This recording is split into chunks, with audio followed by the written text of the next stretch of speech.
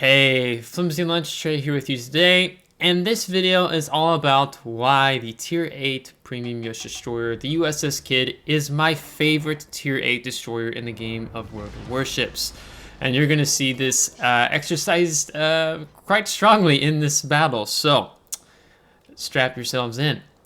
Now, you may have noticed on the loading screen for the team matchmaking is that we actually have two enemy carriers.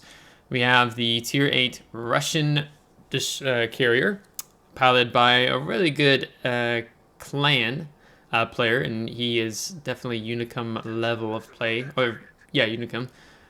And then the Wesser Tier 6 German aircraft carrier. So it's not two Tier 8s, we have a Tier 6 and a Tier 8.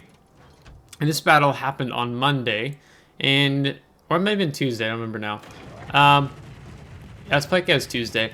And the reason why I even decided to take the Kidd out was 2 matches before this, we had a 2 CV match. I think it was a Tier 10, Tier 8, or 2 Tier 8, something like that. So I thought, well, there's probably a chance that's going to happen to us again, and surely enough it did.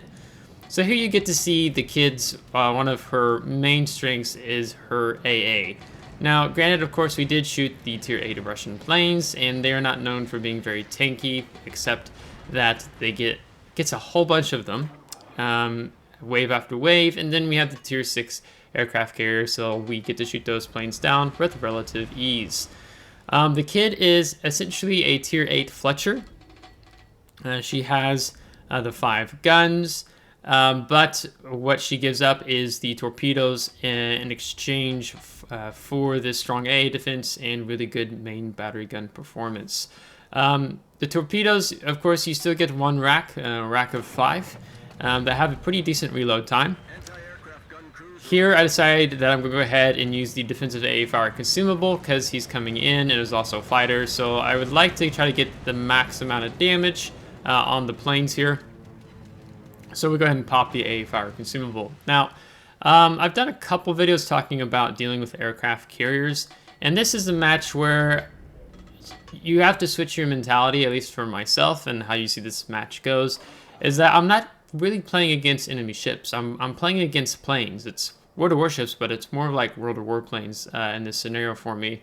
Now, unfortunately, Doom, a clanmate, is going to get caught out here because the planes, but there's also a German destroyer, the Moss. Pretty sure it's German. I hope I'm not wrong.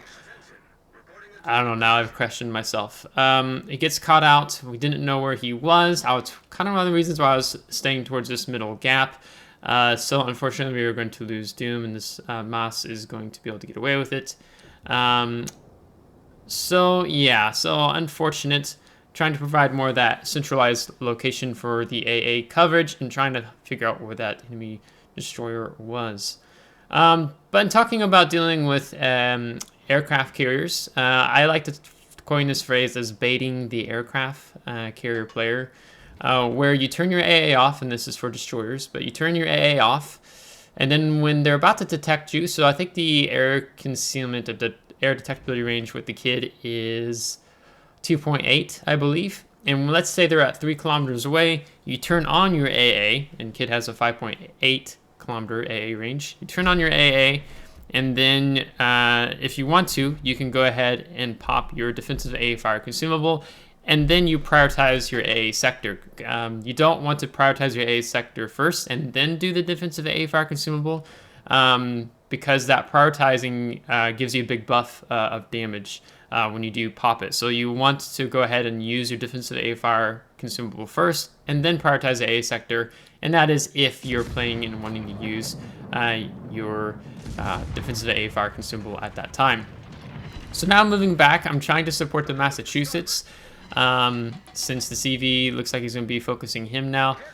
I'm asking him to get back just because I kind of see it written on the wall here of the enemy carrier deciding that he's just going to keep sending strikes after strikes.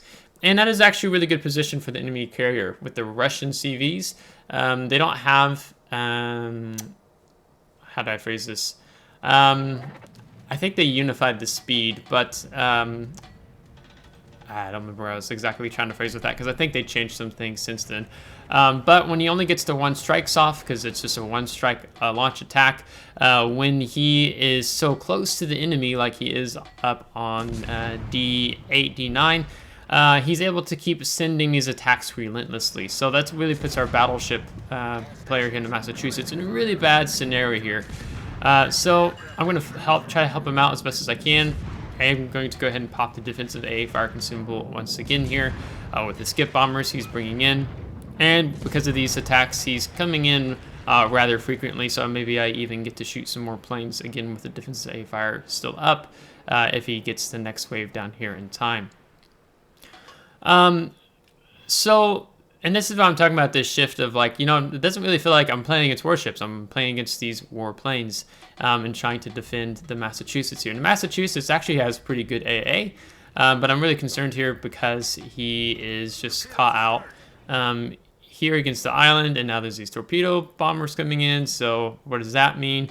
The Cleveland is getting lower on health, so I want to be able to, maybe I can come up here and I can help out my team and do some damage to him. But again, I don't want to leave the Massachusetts very long. So I stopped here behind that island to be able to shoot shots over the island at the Cleveland, but he's not getting lit. So the aircraft carrier keeps sending planes down the 9 line over into this Massachusetts. So I thought, well, maybe it's best if I rotate to the other side to be more of a barrier between the Massachusetts and the enemy CV. And kind of coming and talking about the Kidd and why I think she's one of my favorite Tier 8 destroyers, but I think also the best Tier 8 destroyer in the game, is also because of her repair party. So you get the defensive A fire, we've been talking about that, but you also get a repair party for Tier 8 destroyers, and that's actually rather rare. You'll see more of the repair parties on destroyers at Tier 9, Tier 10, but we get it here on the Kidd. And I think it would take me more than 2 hands, two hands to count the number of times I've actually gotten dreadnoughts with Kidds. The Kidd is the best way to describe her. I saw how someone written, maybe it was on the WoW's wiki, is that she's this knife fighter. You get in close with other enemy destroyers at same tier or lower tier, and you dish out these guns. And then you have the torpedoes as backup if you need them, but it's not this repair party that you get to hang over the enemy ships, enemy destroyers. And so you tend to have more the stamina, longevity to win those knife fight engagements with other enemy destroyers. So the Kidd is just all around a really fantastic destroyer in my opinion, especially with those long lasting smokes, and you're going to see how the smokes come more into play for us later, as we'll talk about. But I decided to go ahead and move up here because I thought maybe that enemy carrier is still nose in to the island up here, and we can gun him down, maybe even be able to shoot him. Unfortunately, that's not the case. His sixth sense went off, and he is now beginning to run. But we need to turn out away from the skip bombers to try to mitigate the damage that we take. And he doesn't land any shots. And so now we got to deal with the Cleveland. So Cleveland's really low. And it's important for us to be able to knock him out here. This is where you're going to see kind of the battle of American shell arcs take place here. Because this Cleveland just keeps moving back and forth. And so it takes a good amount of time to be able to get your shots lined up right when the enemy, Cleveland in this case, when he keeps moving around. So that's a little bit difficult here, as you can kind of see it's just going all around, but the Massachusetts gets rid of him. We did take a good chunk of damage there, so we popped our repair party, and now we're switching attention back to the enemy carrier again. But we have 2 Kansases here, so I'm not really in the ideal situation to just continue to push in, so you're going to see how we respond with that. Part of the issue is also the flight deck with these shells. They're not going to do a lot of damage to enemy carriers. You're just going to see we're going to get a lot of non-penetrations. That's basically what this amounts to. So ideally what I want to be able to do here is I want to be able to shoot the side structure of the hull. I want to get beneath that flight deck. So we're just going to be shooting, and maybe we'll set a fire that decides to be burned for 5 seconds, because no carriers ever burn from a permanent fire, so World of Warships did away with such things as existing on enemy aircraft carriers. So we're going to kind of be in a position here where we're just going to have to go ahead and switch our focus and shooting at the Kansas. Now you notice that I am constantly playing with my throttle. I'm playing with the rudder shift constantly because of these salvos of these two Kansases. So there we get really close in avoiding a good chunk of damage there.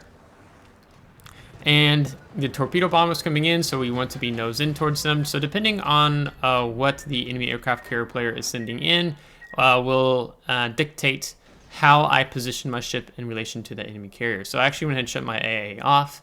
Want to just go dark for now, move up a little bit more. And I'm thinking, do I shoot him again, or do I just go to switch off to shoot at the Kansas? Now that he's bringing rocket strike planes in, we don't want to be broadside to that. We want to be either nose in, or we want to be away. And usually the best way is to be able to go nose in. So he's coming back in. We'll go ahead and pop the AA again. We prioritize our AA sector. And I think he actually didn't get to strike off on us. Or maybe he did, he just completely missed. But then again, he's coming back with skip bombers. So I'm trying to see, maybe can I get some more damage? Maybe if I keep him lit, maybe my Massachusetts player will be able to finish him off. So I keep pressing because I want to keep him lit and hoping maybe my team will be able to respond to this here. So now this is where I'm going to pop my next repair party. And we're nose again, we killed throttle. We took some more nose hits here from the Kansas player. The enemy Wester is coming back, and so is the enemy carrier, Russian carrier. So we're going to go ahead and use our defensive AA fire consumable, because this is a situation where I feel like I'm going to get a lot of money's worth out of using that consumable and having both aircraft carrier players attacking me almost simultaneously. So that's why I haven't just been wanting to necessarily just burn through the defensive A fire consumables, but I saw that was an opportunity where I could even get more bang for my buck. So we're gonna go ahead and smoke up here. And the reason why I want to smoke up is their carriers both were giving me more attention, and I would like to buy some time for my next repair party to come off of cooldown before I take on the next engagements. But being able to sit here means that we have two Kansases that we can shoot at, maybe chip away at their health. I'm hoping to start fires, maybe they'll burn through their damage control party consumables. And I drifted a little bit outside the smoke here. No big deal. We're going to be slipping right back into it here and see if we can get some more hits on here. Because I'm trying to help our Massachusetts player, who's on the F line, F6, F7 he's on. So I'd like to try to help him out. Our Kaga gets the kill on the one Kansas, which is great. Originally, I thought that in this battle, when I looked at my potential damage, which you can see is 1.6 million, was mostly from the aircraft carrier players. But it looks like it's actually more of the Kansases when they've been firing at me. I was just talking with a player on my FLT Discord server. So it looks like it's more from the Kansases and shooting their volleys, which actually, this situation might be really frustrating for a lot of players. To me, it actually doesn't bother me as much because primarily I'm in the right ship for the job. I'm in a destroyer that has good concealment, has defensive AA fire, is a very strong AA destroyer, and has repair parties. So I don't mind taking a lot of attention from both the enemy aircraft carriers. I rather them they both focus on me than on my teammates. The longer they're focusing on me, the more they're, I would say, quote unquote, wasting their time. And it gives my team opportunities to make plays happen and focus on the other ships. And also even having the enemy Kansas player focusing on me as well. Both of them draws, they reload every 36 to 40 seconds. So sure, shoot at me. I'm going to be mindful and try to avoid that incoming fire, but it doesn't bother me. So we're working our way steadily to the cap. You can see that things do not look so well for our team. I would argue that we really don't have the map control. The enemy team has much more map control than we do. The submarine briefly pops up, but he's outside my gun range, so I'm going to be pinging the map, trying to draw my team's attention that, hey, focus on him. And now our last defensive A fire consumable has gone down. We're going to accelerate forward here. Not too concerned because I know I'm turning nose in, but I want to get Torps off on this Kansas if he's going to circle back up around me, or maybe he's thinking about disengaging. We have a 9.2 kilometer torpedo range, so we can fire those at max range. And so again, you can just see by constantly playing with our throttle, adjusting with our rudder shift, we're able to mitigate a lot of this damage that's being focused on us, particularly from the aircraft carrier players. So Kidd is pretty nimble in terms of her maneuverability, not as maneuverable as the HMS Kolsik, which is my second favorite Tier 8 destroyer. But because of this strong AA and this possibility to use these repair parties, really is why I prefer the Kidd more than the Kolsik. So now we're going to go ahead and step on the cap. Now, note, I have a smokescreen available.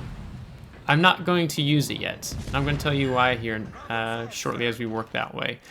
But I draw my attention to see is the enemy aircraft carrier players up around here. I've been trying to focus on their planes, avoiding, seeing what this Kansas is doing. It looks like I would say the Tier 8 Russian carrier. I would probably pronounce the name wrong. I would say the Poveda, something like that, which I know is most likely wrong, has moved down further to maybe the B2, something like that. And I can see that the other aircraft carrier, the Wesser, is somewhere on the EF-34, as we see the fighters there. It's not worth trying to go after either the aircraft carrier players. The cap, it's standard battle. That's the main objective. Now, these smoke screens last for almost 2 minutes. Now, if you look at the capturing base time, we're just under 2 minutes, and our smoke screen is still going. So the goal is I have enough smoke screen to get me all the way through the duration time for being able to flip the cap. So the enemy carrier, the Russian one, brings in rocket planes, but I'm not in the back of the smoke screen. I'm steadily creeping forward. I'm not going drawing out smoke really long. One is I don't want to outpace my smoke screen. The second thing is I'm trying to keep the smoke screen slightly more condensed. I don't want it in one puff. We have 4 or 5 puffs here because I want to be able to have the action time, the duration time of these smoke screen to last as long as possible in a short range. Now, big thing here, 2 things. One, I turned my AA off. I do not want to give either enemy aircraft carrier player an idea of where I am at in the smoke screen. I want them to have to fish for me. If they see, they can look down, see the AA coming out of the smoke screen, and they know roughly where I am, so they know where to focus at in the smoke screen. I don't want them to have a clue of where I am. Second thing in this situation, go to the edge of your smoke screen. You do not need to sit in the center of the smoke screen. Because look what's happening. Torpedoes have come through, rockets have come in, now skip bombers have come through. So if I'm sitting at the edge, you know, and kind of the player's mind is that you would just if I'm an aircraft carrier player and I want to drop torps and bombs on the smoke screen, I'm kind of going to try for the mid-section area. So being able off to the side like this, where the center of my ship is still in the smoke screen, so that's why I'm not detected even though part of my ship's sticking out, means that I'm not going, I'm more unlikely to get hit by torpedoes or skip bombers. And the enemy Wester has decided he doesn't even want to drop smoke screen. So enemy CV says unbelievable retards in the chat because this was a scenario where the enemy team was in control. Now, we didn't even get 1 kill. We only did 40,000 damage, but we shot down 67 planes. So it's actually not my highest record. My highest record is 94 planes in the USS Massachusetts in a match that was a lot of fun. So we got, of course, we got the defensive AA expert achievement. If I took a little more damage, we actually probably would have gotten a dreadnought. So I should have allowed myself to get more damage, right? But we do flip the cap because it is standard battle. So we played for the objective. So there's 1, 2, 3. Oh, sorry, it's 2 submarines on the enemy team. I thought there was only 1. So there's still 6 players versus our 3 players, and things are not looking good for our team there. So being able to identify that early on, that this has not, it's not no longer a ship kill game. It's becoming a points cap game. Early allows yourself to be mindful in working your way towards these type of positions where we can flip. So we got 1.8 million potential damage, and all said and done, we earned 599,000 credits. So tier 8 premium ships are really good ships for earning credits at in the game. So this battle here just highlights why the USS Kidd is one of my favorite destroyers in the game, but my personal favorite tier 8 destroyer. It's my favorite by far in comparison to all the other tier 8 destroyers. So would I recommend purchasing her? Yes, I would, but that is up to you, because whether you spend money on this game or not, it's totally up to you. But she's totally a destroyer worth picking up, because you know, I saw these two versus these double CV matchmaking. I was like, yeah, we're gonna start taking the AA ships, and we took Kidd and found ourselves in a double CV match, and we were able to utilize that to our advantage, because I picked a ship just seeing what was happening in the matchmaker playing this evening. So if you liked today's video, give it a thumbs up. If you did not, give it a thumbs down. Subscribe if you do want to see more. If you're subscribed, thanks so much. I really appreciate it, and take care, and we'll catch you next time.